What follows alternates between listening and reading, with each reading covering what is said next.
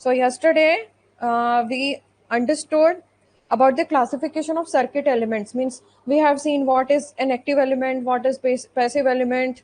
We have seen the difference between bilateral and unilateral elements, right? Likewise, we have seen the difference among lumped distributed elements, linear and non-linear elements. And one more thing I wanted to say, I have uploaded lecture materials here in this section, SCCL EE course 2025, in which you can see that there are two sections. I made these two sections. So yesterday I have uploaded about lecture number 1. So there are 4 PDFs. So you can go through these lecture notes so that you will be able to understand the things in a detailed way. And for today, I already uploaded these materials, so you can go through this. So now I'm starting the session. Okay, so my screen is visible. If you are unable to see, then you just let me know about that. So yeah, this is the example. In this example, what is given? The current versus voltage characteristic is given, right? And we have to find out the type of the element that is already given in the form of IV characteristic. Means this is the element, and they have given current, terminal current and terminal voltages. So they have plotted I versus V, and we have to find out the type of the element. Okay, so they have given so many options. We have to find out the correct option. As you can see that this characteristic, if it is given like this only, then this will be the linear. But they have given the characteristic like this means from this point it is increasing, and after that it is saturating like this. So that's why this is a non-linear characteristic. So it is a non-linear element. The second thing, the V by I ratio at any point V by I ratio is not negative. Okay, and that's why it is a passive element. After that we have to find out this thing, whether it is a bidirectional element or unidirectional element. So as you can see that the characteristic is similar in opposite quadrants, in this quadrant and in this quadrant, first, second, third and fourth. So in this quadrant and this quadrant the characteristic is similar, and that's why the element is bidirectional. What is bidirectional?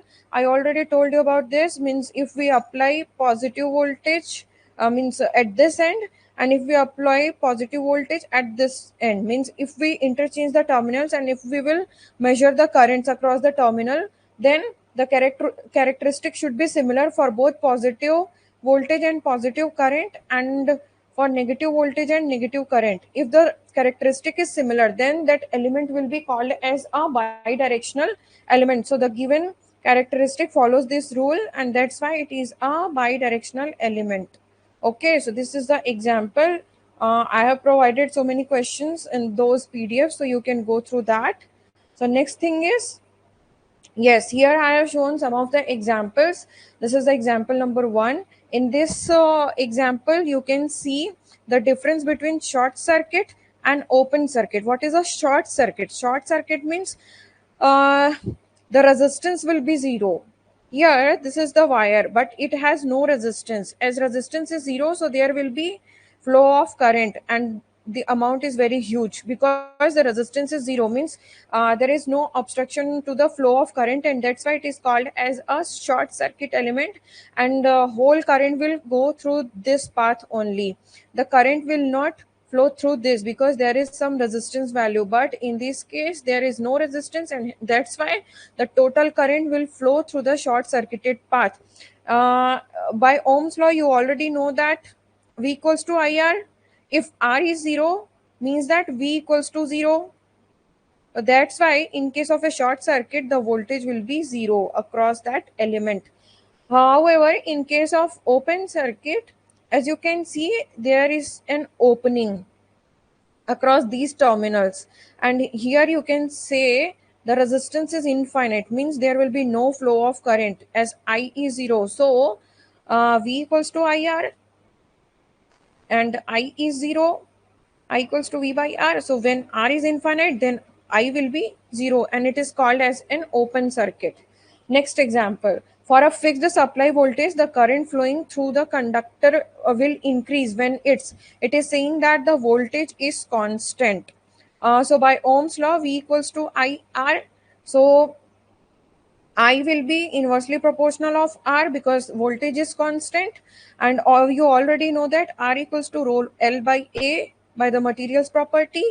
So I will be inversely means proportional to A and inversely proportional to rho and L. What is L? L is the length of the conductor. So if the length is reduced, then the current will increase, and that's why the correct option is number B. Then the third example. In this question, what is given? V of t. The voltage that is dependent on the time is applied across a 1 Henry inductor. Inductance value is 1 Henry for the time t greater than or equals to 0. What is Vt? They have already given 12 t square. So what we have to calculate with the initial current through it being 0. I already told you about this. The initial current at t less than 0 time. The initial current they are providing as 0, and then we have to calculate the current that is flowing through the inductor after t equals to 0. Means you have to calculate the current value for t greater than 0. So how you can calculate? You please use this equation. IL of t equals to 1 by L integration from 0 to given time t Vt dt plus IL of 0 that is equals to 0. So likewise you can integrate the given function and then you can calculate the IL of t that is flowing through the inductor. In example number 4, what is given? At a particular instant, an inductance of 1 Henry, L equals to 1 Henry, okay, carries a current of 2 ampere. Here they have given the average value of current, average or RMS value. RMS value, okay, directly they have given. They have not given the instantaneous value. That is not given. So this is 2 amperes while the voltage across it, voltage equals to 1 volt. So what we have to calculate the energy stored in the inductance in joules is, what is energy? Half Li square. So half Li square they have calculated like this, and then you can calculate it as 2 joules.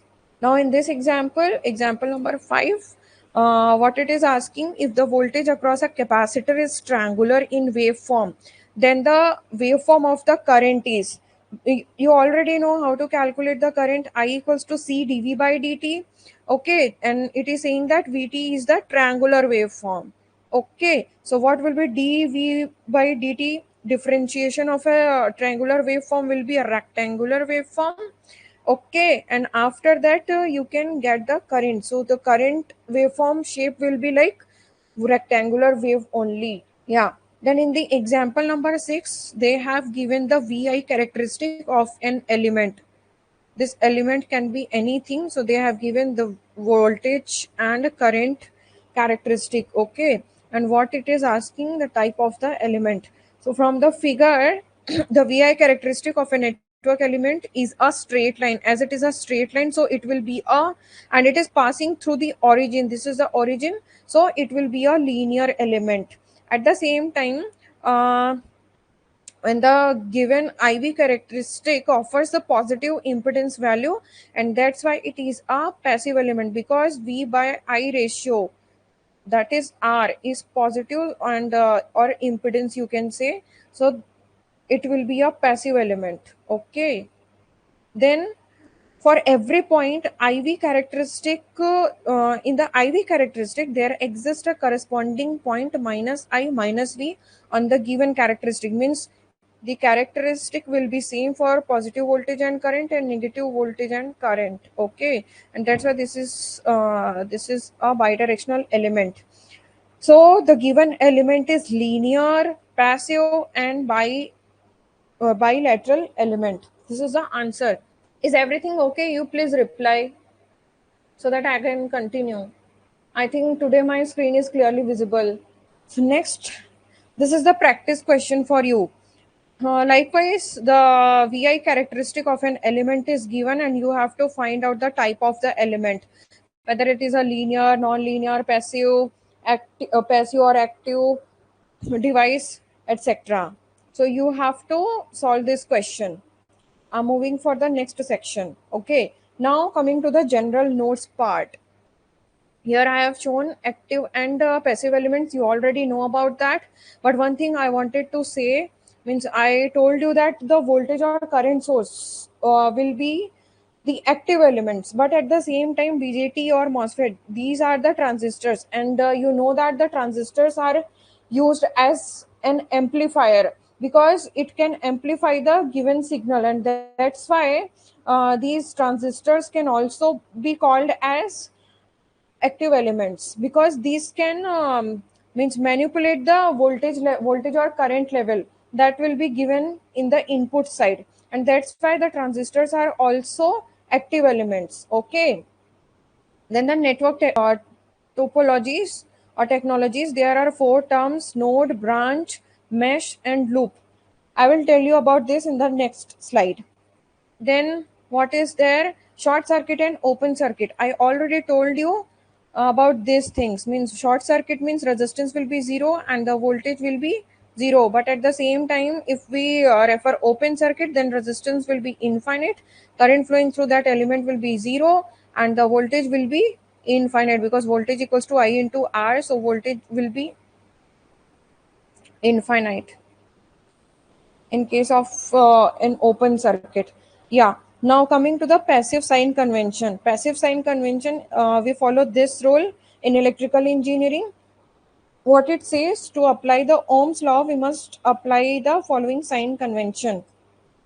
If there is any element, if it is a passive element, remember, if it is a passive element, then we how to calculate or how to show the terminal voltage and current like this. This should be at higher potential and this should be at the lower potential, and the direction of current will be in this direction. Means it is going inside the device. This will be the convention that we follow in our electrical engineering for passive device, for any passive device. But in case of active device, let us say voltage source, this is the voltage source, an independent voltage source. So current will flow like this and the terminal voltage will be like this will be at higher potential, this will be at the lower potential, these two terminals, and the current will come from this source. This is the convention for an active device, but you please remember this one because we will use this only. Now coming to the next topic, duality principle. What is duality? Okay, there will be dual elements. Yeah, if we refer resistance, so the dual of resistance will be conductance G. What is G? G equals to 1 by R. If we measure resistance in terms of ohms, so G will be in terms of mho.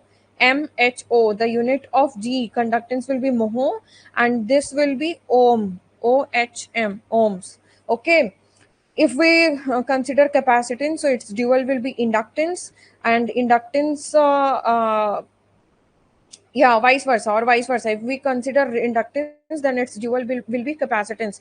Likewise, for open circuit, the dual will be short circuit, or vice versa. And in case of voltage source, the dual will be current source, or vice versa. Series connection, parallel connection, and parallel connection, series connection. So this is the example. Let us convert this circuit into its dual form. Dual.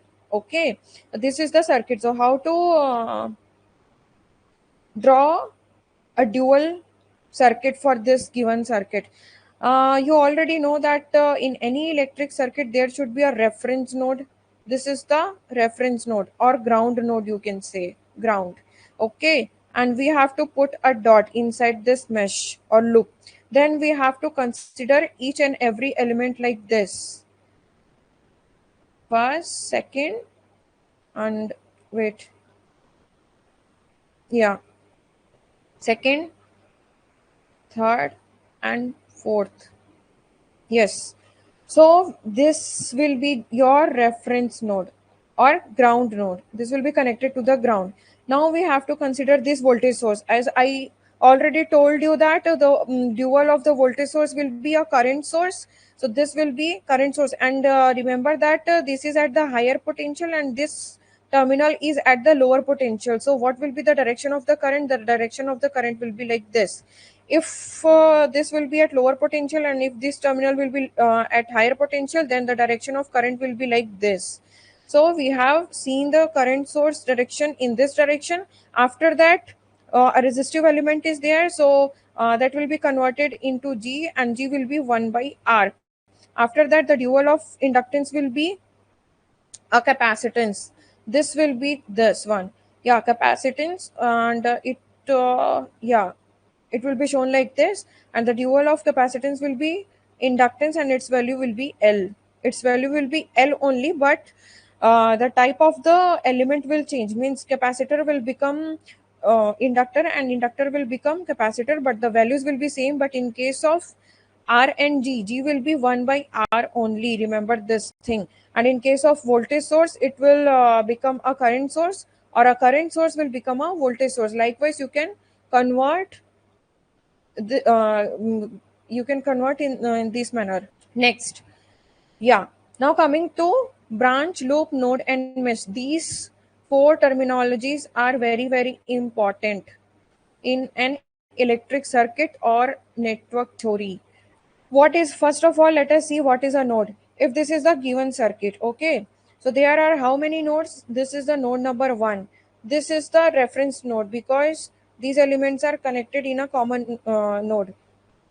Yo, so this will be your reference node or node number C, and that will be connected to the ground. This is node number A, and this will be the node number B. Why this is node number B? Because there is no element connected between these two nodes. So these two nodes are at the same potential. If it is at the V1 potential, so what will be the voltage value at this point and at this point? If it is at the higher potential, plus V, and if it is at the lower potential, this one, this terminal, if it is at the lower potential, so the total potential across this parallel branch will be V1 only. But in this case, across the node number A and the ground node, if it is at the higher potential and if this terminal is at the lower potential, so the total voltage will be Vs. But you can see that Vs is not equals to V1. Why? Because there is the voltage drop across the resistance R1. That can be that can be written as delta V. So total voltage will be delta V plus V1. That's why Vs is not equals to V1. But here there is no element connected between these two terminals, and that's why the voltage V1 here and the voltage here, that is V1, these two are the same.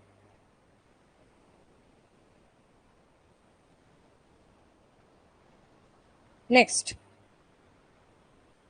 okay, anything, yeah, anything that is connected between the two different nodes is called a branch. Or yes, this one is also called a branch. This is also a branch, and this is also a branch. Means the element is connected between the two nodes. This element is connected between the two nodes. This element is connected between the two nodes, and that's why it is called as a branch. Okay, so this is the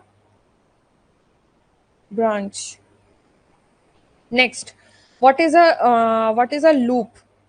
In these two examples, you can see that this is the first loop, this is the second loop, but in this case, this is the complete loop. And yes, you can say that this is also a loop, this is also a loop, or this total is forming a loop.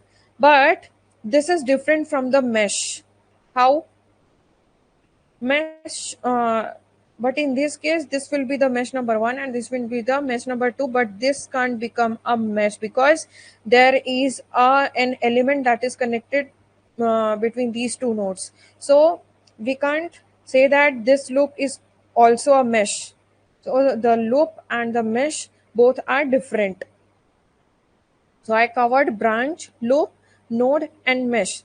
These are called as nodes. These are the loops or mesh. This is also a loop, but this is not a mesh. And these are the branches. These are the nodes. And this is the common node because an electric circuit should have a common reference point that will be connected to the ground so that there will be conduction of current through this branch or through this loop, through this branch, through this branch, and through this branch. These are the basic concepts that you have to remember in order to solve the questions or in order to understand the complete electrical engineering. Now coming to the basic laws.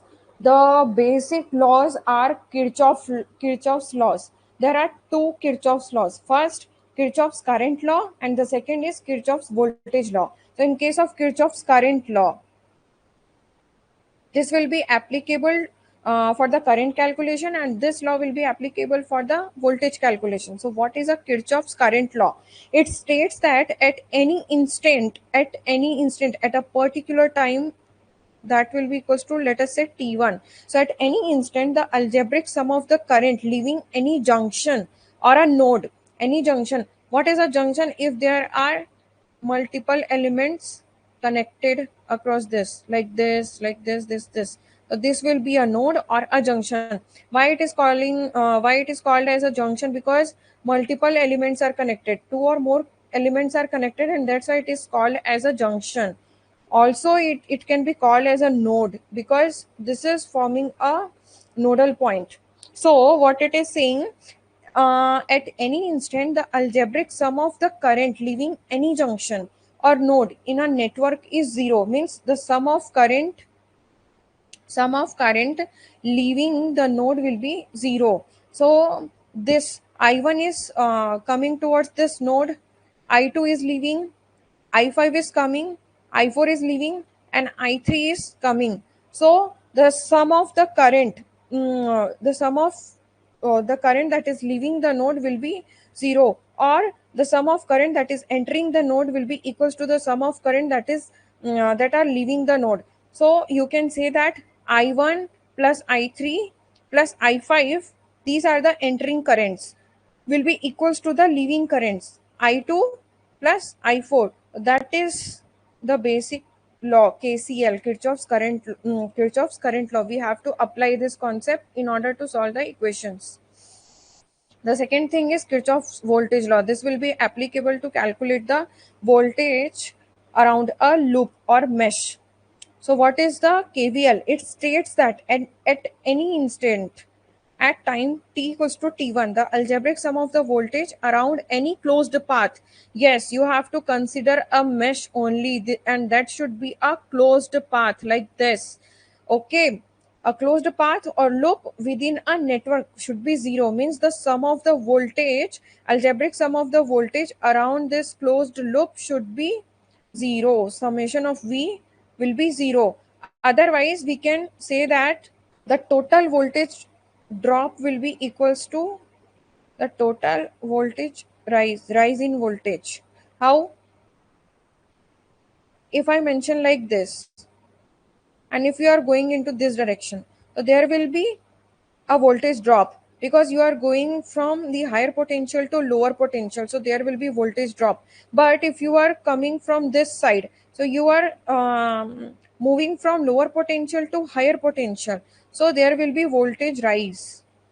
So what it is saying, the sum of voltage drop, it will be equal to the sum of voltage rise in a given loop. Or what you can write means, if you are going into this direction, means the current is flowing in this direction, so it is moving from this direction, means from lower potential to higher potential. Okay, so voltage rise will be there. Then from higher potential to lower potential, voltage drop will be there. Then from high to low, voltage drop will be there. Then low to high, voltage rise will be there, V rise. Then high to low, voltage drop will be there, V drop. So how to write the KVL equation? Yeah, from lower to higher potential, V1. From higher to lower, voltage drop will be there, so minus V2. From higher to lower, minus V3. From lower to higher, plus V4. From higher to lower, minus V5. And that will be equals to 0. So this is your KVL equation. You please remember this thing because these two laws are necessary to understand any electric circuit. Then coming to the division rules. Yes, this rule will be useful in order to calculate the voltage drop across each element. In this example, I have shown two resistances that are connected in series across a voltage source, and then we have to calculate the voltage drop across resistance R1 and resistance R2. As you already know that this total voltage is dropped across R1 and across R2. So what will be the KVL equation? KVL equation will be V equals to V1 plus V2.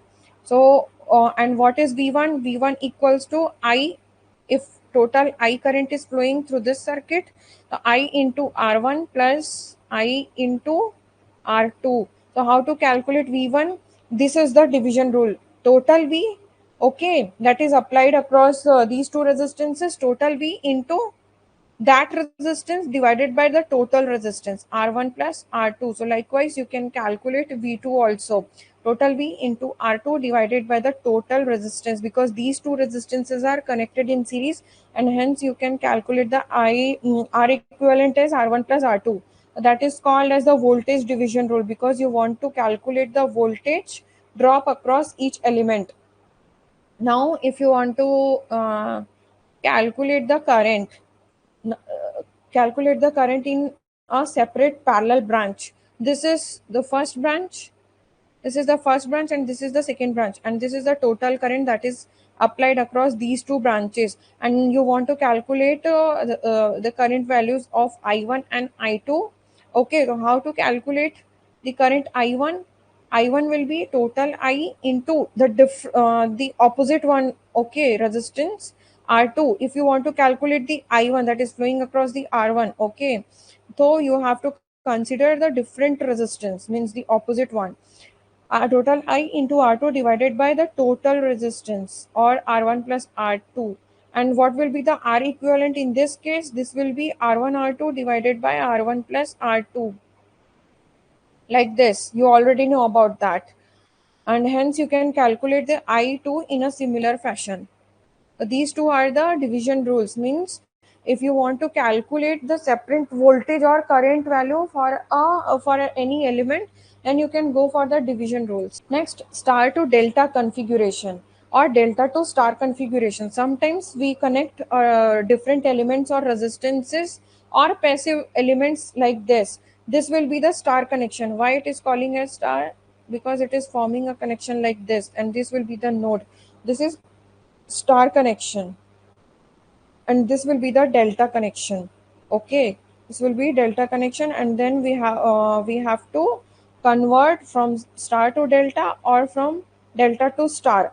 So first let us see how to convert the resistance values from star configuration to delta configuration. Okay, R1 R2 R3 are there, that is forming a star connection, and then we have to calculate RC, RA, and RB that are forming a delta configuration. So how to calculate RA? This one, if R1, R2, and R3 are given, and how to calculate the RA? This is the resistance value of this branch RA.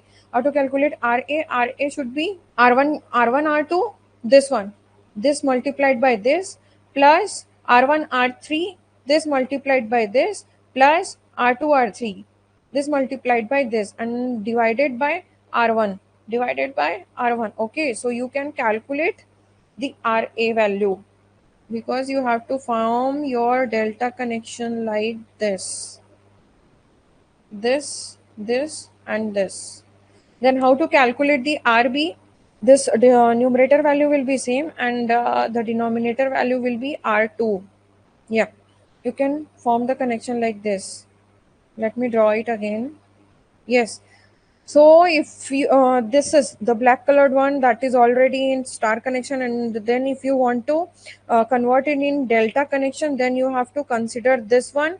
And if the black colored one is already given in delta connection, then you have to convert into star connection. Then you have to draw the circuit like this, and this will be the node. And then you can calculate this R1, R2, and R3, okay, by using these formulas. This formula will be for the delta to star connection. If it is given, this configuration is already given, and you are asked to calculate R1, R2, and R3, then you can use these three formulas. This is another concept. Yeah, series and parallel connected L and C. You already know about R equivalent calculations of series connected or parallel connected resistances. But now in this case, let us see if the capacitors are connected in series like this. if the capacitors are connected in series, C1, C2, up to so on Cn. So how to calculate the C equivalent? By using this formula. C equivalent will be, or 1 by C equivalent will be 1 by C1 plus 1 by C2 plus 1 by Cn. So C equivalent will be this divided by the whole term. But if the capacitors are connected in parallel, yeah, like this, if the capacitors are connected in parallel like this, and you are asked to calculate the C equivalent for this parallel connection, C1, C2 and Cn. So how to calculate? Simple. C equivalent will be C1 plus C2 plus Cn. Now, how to calculate the L equivalent for a series connected inductors? This will be L1 plus L2 plus up to so on plus Ln. This will be like the resistance calculation, okay? And a parallel connected inductance value can be calculated like this. Means for resistance and inductance, the procedure is similar, but in case of capacitance, it will be changed. Now, coming to the source transformation. Sometimes we want to convert the voltage source into a current source or vice versa. This is the first example and this will be the second example. Okay. What they have given, this is the voltage source plus minus Vs, and this is the internal resistance of that voltage source. Now you want to convert this voltage source into a current source. So you already know that V equals to IR. So how to calculate I? I equals to V by R. Likewise, you can calculate this Is. Is will be V by R, and you already know that the internal resistance of a current source should be connected in parallel only, and that's why you have to put this resistance across this current source. So you can calculate, yeah, terminal voltages and terminal currents. This terminal voltage and this terminal voltage will be same, and this current will be the same. So this is called as the source transformation. Yeah, one more thing.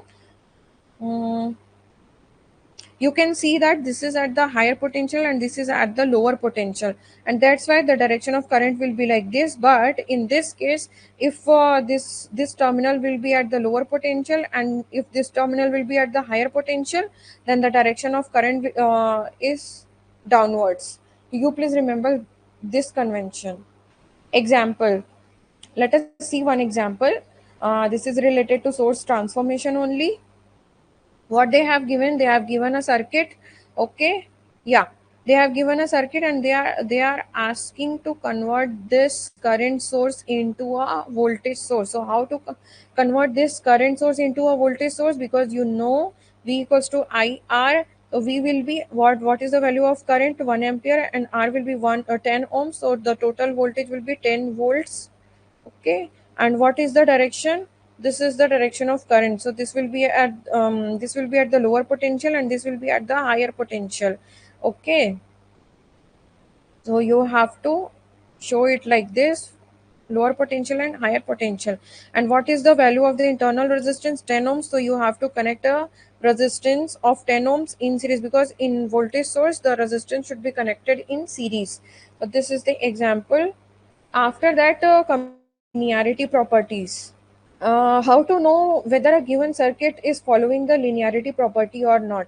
As I already told you about the Ohm's law, that is applicable to linear bilateral circuit.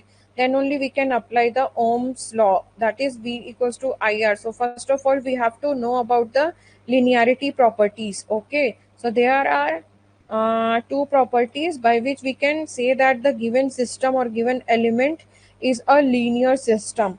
The first one is the homogeneity property. So what happens in case of homogeneity property?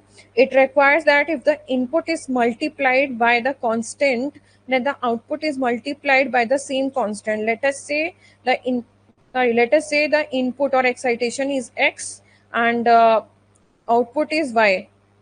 Input is X and the output is Y. So there will be the relation Y directly proportional of X. Y equals to, if this is multiplied by, if X is multiplied by K times, then Y is will also be multiplied by the K times, and that's why Y directly proportional of X, or I directly proportional of V. That's why we can say that a resistive element follows the Ohm's law. That is I directly proportional of V. Okay. So that is the homogeneity property. And the second thing is additivity property. It requires that the response to some of its input is the sum of response to each input applied separately. Let us say this is the resistance. Okay. Uh, at time t1, we apply voltage V1 across this, and there will be the flow of current, and that is I1. Now, at time t2, we apply the voltage V2, and the current will be I2 across the same element. So what it says, if we apply at time t3, if we apply I1 plus I2 current, so across the same element, so the total voltage, total terminal voltage will be R times I1 plus I2. That is the thing, and that is the additivity property. Okay, because in this case, that if we consider the total voltage V1 plus V2, so that will be R multiplied by I1 plus I2, and at time t3, this value will be equal, and that's why we can say that the resistance follows this property. That's why we can apply the Ohm's law in a linear circuit. After that, let us see the different types of network theorems. First, the superposition theorem is there. First, we will understand about this theorem, and after that, we will go for Norton's theorem and Thevenin's theorem. These theorems are used to calculate the voltage, current, power of any given circuit. By using these theorems, we can go for the reduction technique. Means we can reduce the given electric circuit in a means like in a compact form, or in an easy way we can calculate these things, current, voltage, power, so many things we can calculate. So first of all, let us see superposition theorem. What it says, it states that in any linear circuit that is containing multiple independent sources, voltage or current, the total current through or voltage across an element can be determined by algebraically adding the voltage or current due to each independent sources. For example, there are for example, let us say there are two independent sources, 20 volt source and 40 volt source, and now we want to calculate the current flowing through this 3 ohm resistance. Okay, then how to calculate the current? What superposition is saying that if we consider 20 volts, and if we will kill this source, killing this source means we will not consider the effect of this source. So how to kill a voltage source? We can make it as a short circuit. Okay, so that we can kill this voltage source. Then we can calculate the current that is flowing through the 3 ohm resistance. After that, in the second step, we will consider the 40 volt source. Yeah, in this case, we will consider the 40 volt source, and we will make it as a short circuit. The 20 volt source is killed by making it as a short circuit, and then we will calculate the current that is flowing through the 3 ohm resistance. Then, that according to the superposition theorem, the total current that is flowing across this 3 ohm resistance will be the summation of this one and this one. Means the I of 3 ohm total will be I1 plus I2. I1 is coming due to 20 volt source, and I2 is coming due to the 40 volt source. That defines the superposition theorem. First of all, I wanted to say about this. In order to kill the source, any source, if it is voltage source, then we have to make it as a short circuit. But if it is a current source, then we have to make it as an open circuit, like this. If it is a voltage source, then how to kill a source? Means it will become inactive when we make it as a short circuit. So the voltage across this branch will be zero. But if it is a current source, so how to kill a current source means how it will become inactive when the current flowing through this will be zero. So we have to make it as an open circuit such that the current across this will be zero. Note that these things are applicable to independent sources only. But in case of a dependent source, let us say this is the dependent current source, and this is dependent on any current, let us say I1. So we can't kill this source.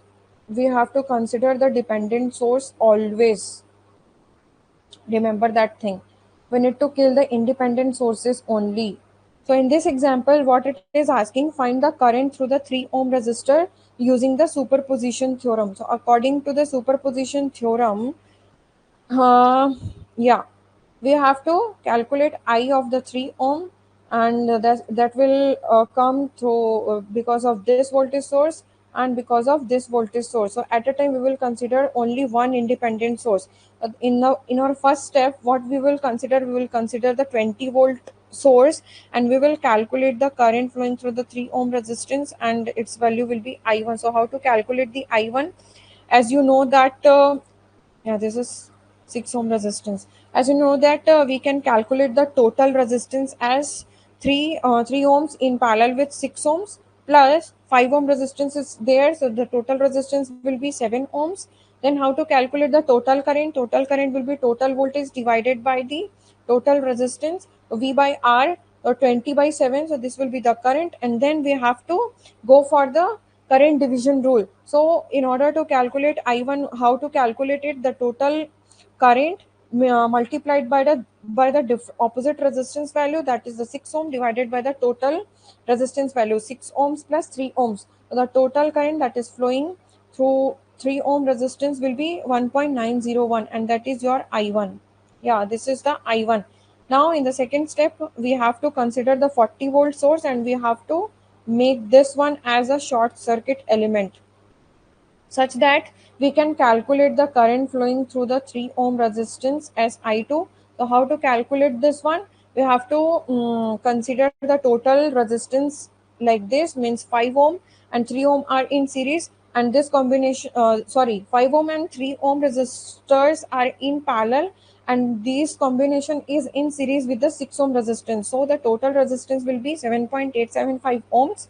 After that, we have to calculate the total current, okay, for the complete configuration like this. So what will be the total current? Total current will be 40 volts divided by this total resistance. So the total current will be 5.079. Then we will consider this one, means the parallel branches of 5 ohm resistance and the 3 ohm resistance. Then we want to calculate the current that is flowing through this 3 ohm resistance. So how to calculate that? We will use the current division rule. So the I2 will be total current multiplied by the different resistance, means 5 ohms divided by 5 ohms plus 3 ohms. So the current value will be 3.174 ohms. Now it is asking about the current flowing through 3 ohm resistor by considering these two sources. After considering these two sources, we will get the total current that is flowing through this 3 ohm resistor will be I1 plus I2, that is 1.904 plus 3.174, that is 5.078 ampere. So that will be the total current value, and we can easily calculate this using superposition theorem. So superposition theorem is applicable when the circuit is linear and bilateral. At the same time, if we have two or more independent sources, then you can go for the circuit reduction technique, and especially you can go for the superposition theorem, because you can consider one source at a time, and then you can calculate the overall current or voltage or anything. So that is the first theorem. And yes, this is the practice question. You can solve this question in your free time. In this question, they have given this circuit, and this circuit has an independent current source, independent voltage source, and one dependent source, current source is there, one dependent voltage source is there, and these values ix and iy are the current values through this branch and this branch. So what you have to do, you have to determine ix, iy and vz using the superposition theorem. One thing I wanted to say, don't kill dependent sources. And yes, you can consider one independent source at a time, such that you can calculate the overall ix, iy, and vz values. If you will be unable to solve, then you please ask me about the solution. I will provide the solution. So that's all for today's class. We will meet tomorrow, and I have already uploaded this material, so you can go for the same. Okay, then yeah, good evening, and bye. I'm means disconnecting from this session. To watch the complete video, download Mining Gyan 2.0 app from the Play Store and enjoy seamless learning with Mining Gyan 2.0.